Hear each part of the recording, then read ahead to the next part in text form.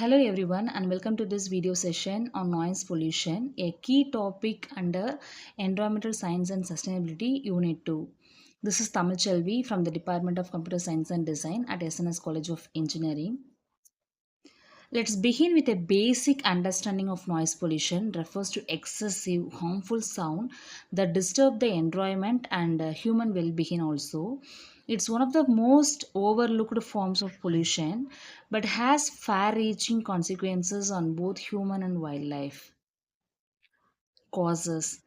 So, what causes noise pollution? There are multiple sources: traffic and transportation, industrial and construction activities, loudspeaker and entertainment events, household and neighborhood noise, aircraft noise, and rapid urbanization. These sources, when uncontrolled, contribute significantly to our daily exposure to harmful sound levels. Next one is effects of noise pollution. Noise pollution has both short term and long term effects.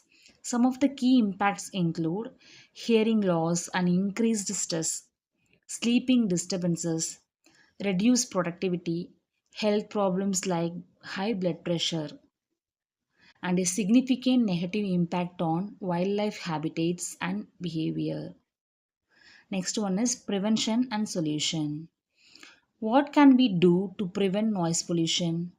Some effective strategies include installing noise barriers and better insulation, enforcing strict noise regulations, designing green urban spaces, then promoting quieter technology and machinery, spreading public awareness and education. This is most important solution. Noise pollution and design thinking, a problem solving approach. Now, let's apply a design thinking approach to tackle this problem. In design thinking, we have five stages. We begin with empathize. Empathize means understanding the problem deeply. Noise pollution affects health, sleep, productivity, and wildlife. It's essential to recognize the human and environmental impacts before crafting the solution. The next stage is define. Define means key issue to address. In the define stage, we ask critical questions. Example: what are the major sources of noise pollution in a given context?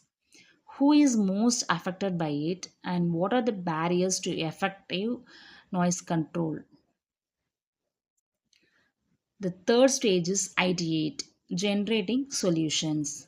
Next, we ideate, that means thinking creatively. Some innovative ideas include installing noise barriers and planting more green space, using soundproof materials in construction.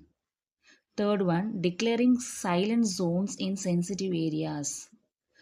Last one, promoting electric vehicles that produce less noise. The next stage is prototype. Prototype means developing action plans. In the prototype stage, we develop practical action plans. Example: test noise reduction policies in busy zones, launch public awareness campaigns, install noise monitoring system in cities. The last stage is test, evaluating effectiveness. Finally, in the test phase, we evaluate how well our solutions work. This includes measuring noise levels before and after applying a solution, collecting feedback from the community, and refining our strategies based on the results. Conclusion: to sum up, noise pollution is a serious environmental issue. With proper planning, regulation, and community awareness, we can significantly reduce its impact on human health and the ecosystem. Thank you all for watching this video till the end. Let's all contribute to creating a quieter and healthier environment. See you in the next section. Thank you.